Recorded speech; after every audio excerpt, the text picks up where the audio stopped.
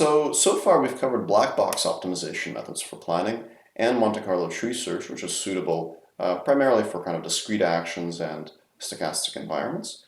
Next, we're going to talk about trajectory optimization with derivatives. So far the methods we've discussed don't actually use derivatives of the dynamics, but in many cases in continuous environments, we might actually know what the derivatives of the dynamics are. And as a bit of notation, I mentioned before that in reinforcement learning and dynamic programming, we like to use ST and AT to denote the state in action, and we like to use R for rewards. In optimal control, it's much more common to use XT and UT for the state in action, and to use costs instead of rewards. Since this part of the lecture deals with trajectory optimization and optimal control methods that are most commonly studied in the optimal control community, I like to use X's and U's just so that the notation is more similar to what you might find in a textbook. Don't be confused by this, and it's probably a good mental exercise to try to mentally substitute S's for X's and A's for U's and think about what these methods would look like if we were maximizing rewards instead of minimizing costs. But the basic principles are exactly the same. It's just the difference of a sign and some letters. Okay, so to think about how we can use derivatives for planning, let's go back to our original constrained optimization problem. So back when we defined the model-based planning problem, we said, well, we want to minimize your cost or maximize your reward with respect to a sequence of actions, but just that isn't enough. You have to also incorporate your dynamics into this, which you can think of as a constraint.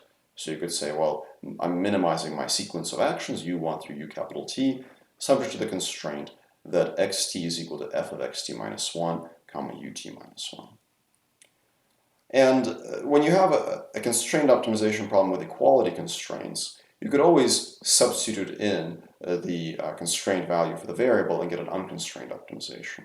So this constrained optimization problem I have written here is the same as minimizing c of x1 comma u1 plus c of f of x1 comma u1 comma u2 plus c of f of x1 comma u1 comma u2 comma u3, and so on and so on and so on. It's just a huge pain to write this out, but it is an unconstrained optimization problem. So if we want to optimize this using derivatives, we could do kind of the obvious thing. We could say, well, we have an unconstrained optimization problem. We know how to solve those. You just compute derivatives via backpropagation and optimize.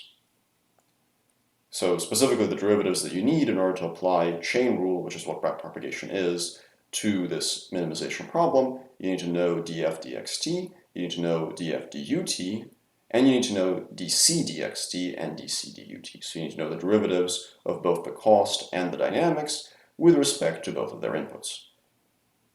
And in practice, just using first order gradient descent on these kinds of objectives, while possible, tends to work very, very poorly.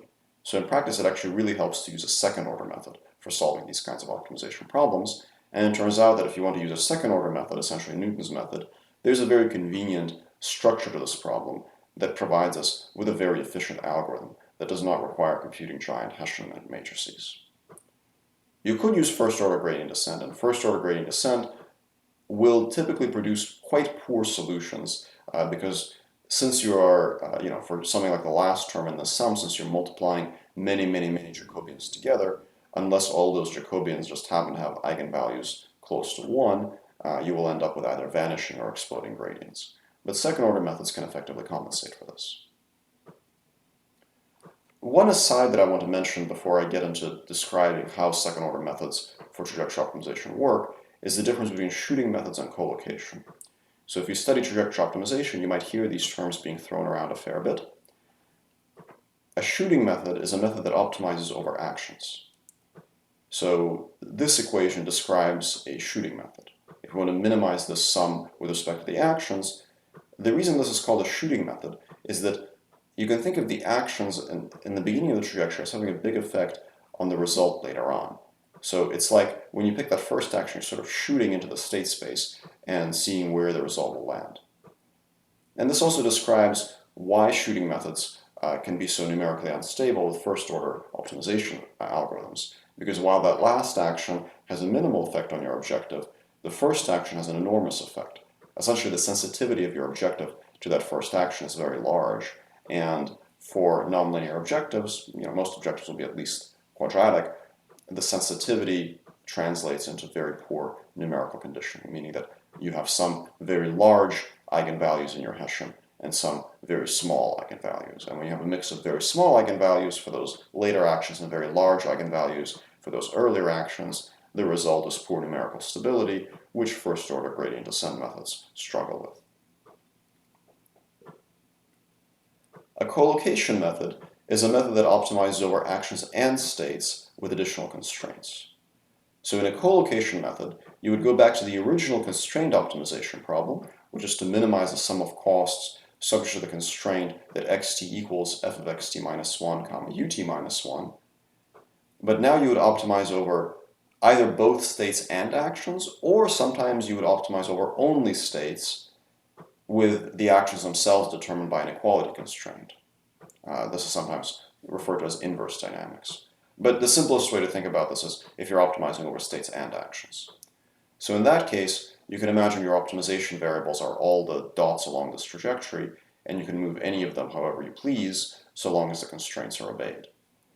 Now for this kind of problem, the conditioning tends to be a lot better, because now you don't have actions having these enormous effects to the end of the trajectory, but it of course depends very much on how you choose to enforce that constraint. So there are different methods of constraint enforcement, some of which act as relaxations, some of which are exact, some of which act as linearizations, and they all have different effects on the difficulty of this problem.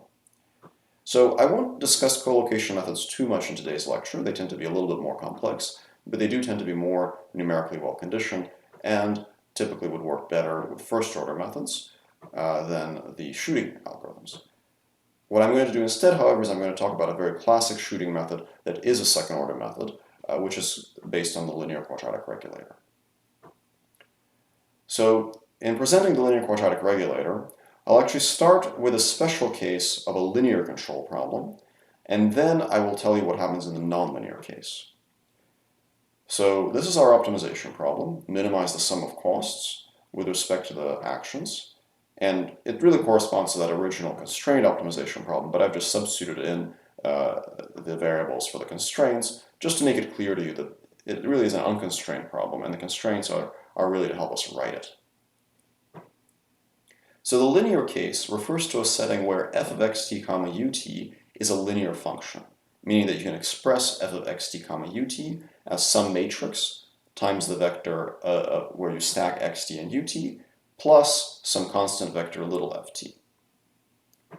Notice that this is a deterministic dynamics. We'll talk about how LQR can be extended to the stochastic case by introducing the Gaussian quadratic, the linear quadratic Gaussian regulator later, the LQG setting. But for now, this is deterministic.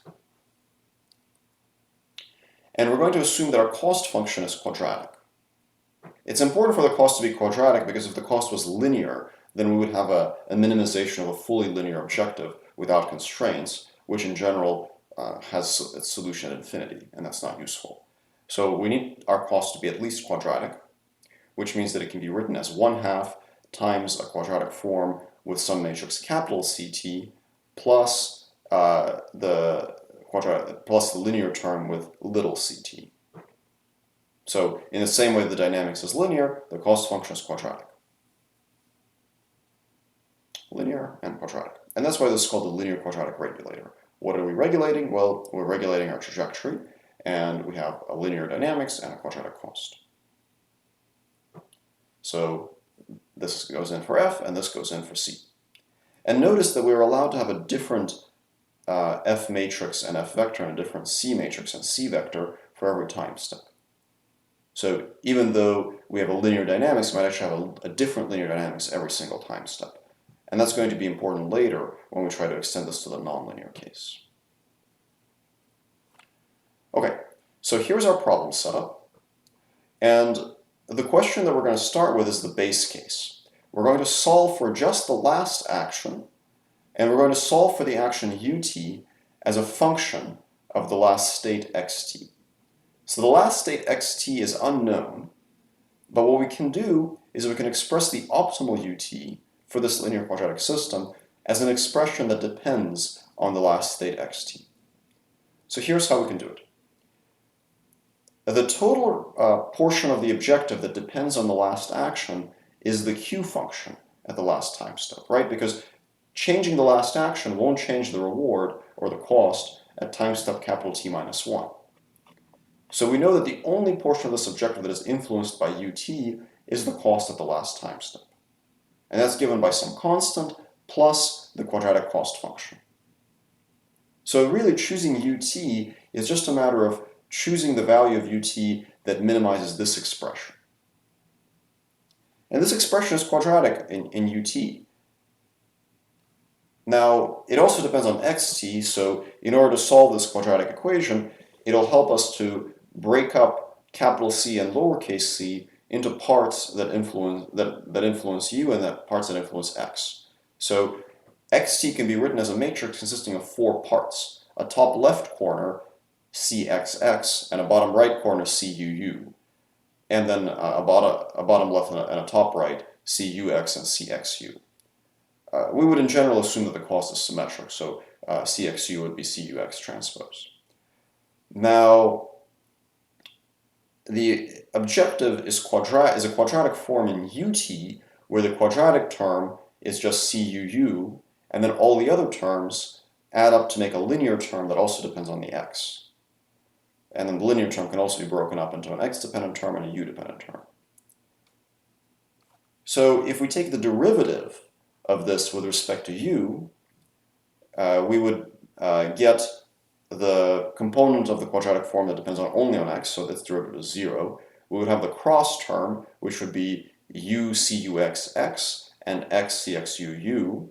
And since we assume these are symmetric, the sum of the derivatives of those would just be cuxx. So it's actually 1/2 cuxx plus 1/2 cxu x transpose cxu transpose.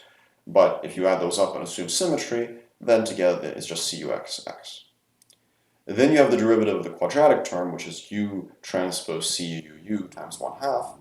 And if you take the derivative of that, the 1/2 goes away and you're left with cuu. And then you have the constant component that comes from u transpose cu. So you take the derivative of that and you just get cu. So now you have an expression that has some terms that are linear in u and some terms that don't depend on u. So what you're going to do is you're going to take all the linear terms to the right-hand side of this equation and hit them by cuu inverse, and you get the solution, which is that u equals negative cuu inverse times cuxx plus cu. So this is the solution where the gradient is equal to 0, and that's the optimum because it's a quadratic function, and we know that quadratic functions are convex. So this is the optimal choice for the last action. The trouble is that it's not a fixed value, it's actually a value that depends on x. You can simplify this by writing ut as some matrix kt times x plus some vector little k, where the matrix big K is negative cu inverse cux, and the vector little k is negative cu inverse little cu. So there are a lot of symbols and a lot of linear algebra, but the actual derivation is very, very simple. You have a quadratic objective for the last action, you solve that quadratic function by setting the derivative to 0, and you get this rule for selecting ut. Of course, the trouble is that it depends on x capital T. So in order to actually get a number for ut, you have to figure out what x capital T should be. So here's our q function for the last time step. And since u capital T is fully determined by x capital T, we can eliminate it via substitution. So what we can do now is we can just plug in the rule for u capital T that we derived on the previous slide, and now we get an expression that doesn't depend on u capital T. So this is the value function. This is the total cost that you'll get if you start in state x capital T and then follow the optimal action, the action that minimizes cost.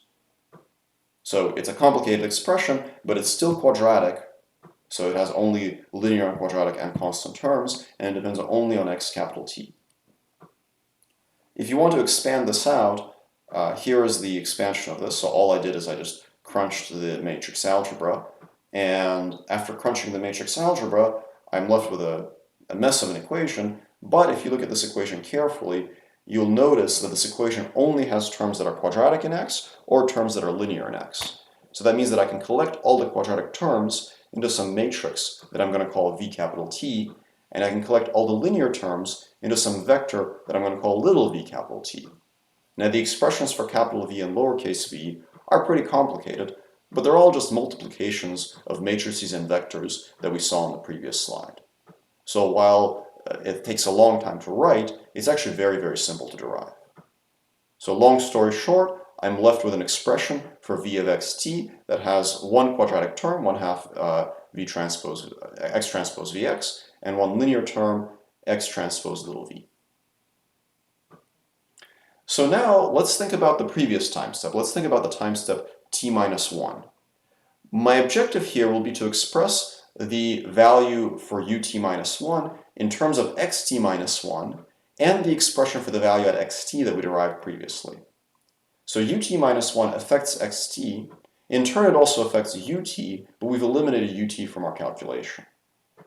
So the way that ut minus 1 affects xt, of course, is governed by the dynamics. So xt is equal to f of xt minus 1 ut minus 1, which from our linearity assumption is just given by the matrix ft minus 1 times the vector xt minus 1 ut minus 1 plus the constant vector ft minus 1. So that means that the q value at time step t minus 1 is our quadratic cost at time step t minus 1 plus the value evaluated at f of xt minus 1 ut minus 1. And now what I'm going to do is I'm going to substitute my linear equation for xt in place of this f, and I'm going to substitute my quadratic expression for the value function at xt for this function v.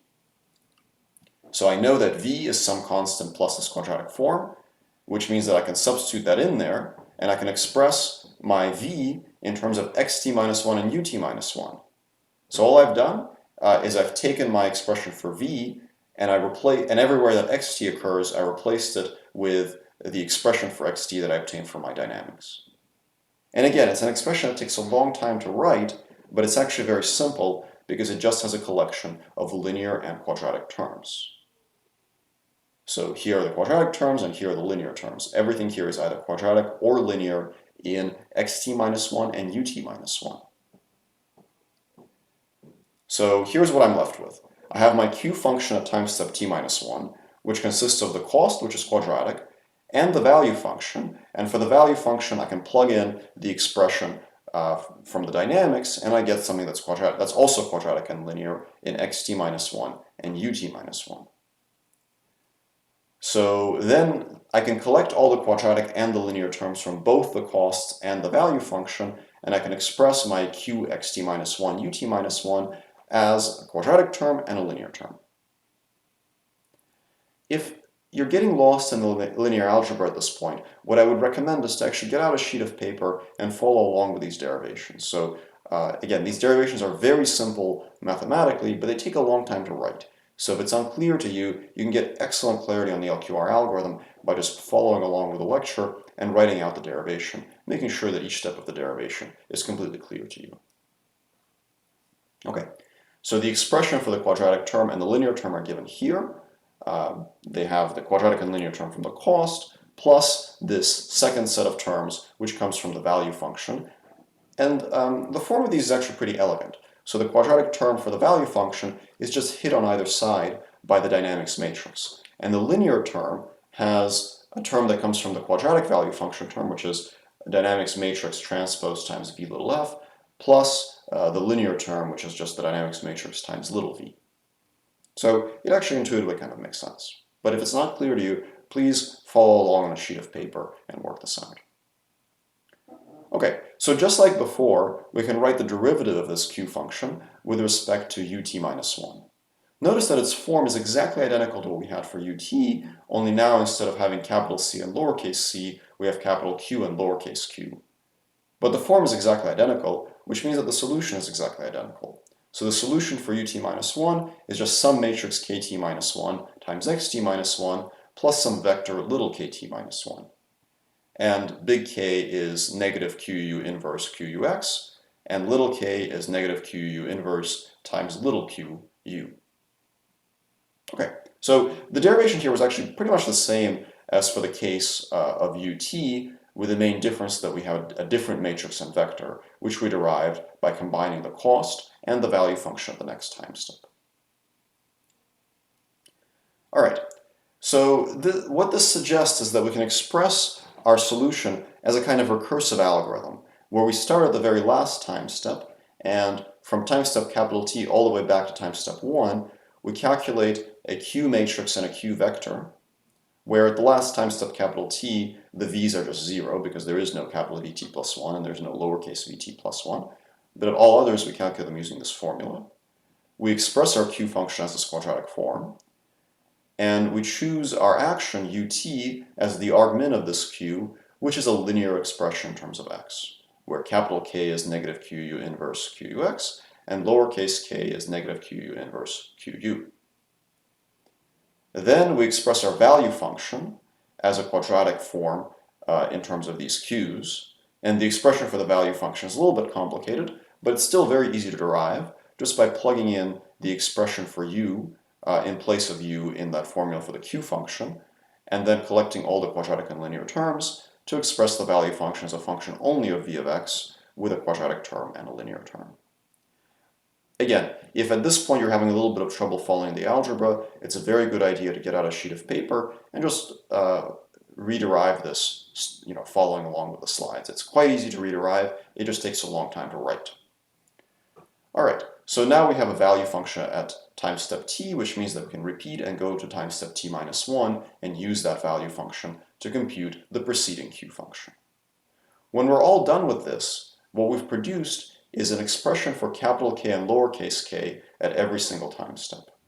So going backwards through time, we've expressed our action at every time step as a function that is linear in the state and has this constant term.